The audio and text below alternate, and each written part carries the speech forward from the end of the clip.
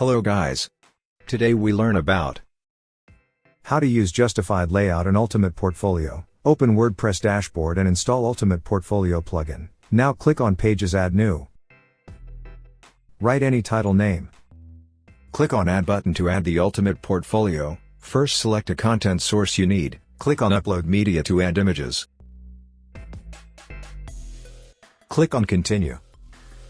Choose any layout you need. Click on Continue. Choose any quick selection you need. Now click on Publish button. Click on View Page.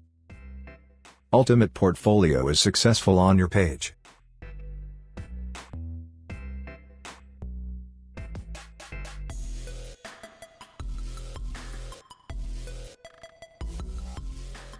Go to Edit Page. Click any one image. Click on General Settings.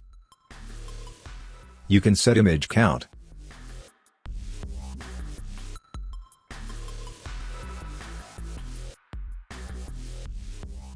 You can show display caption,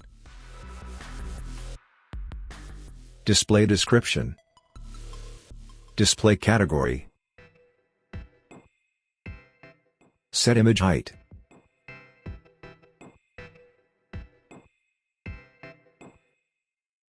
set image gaps.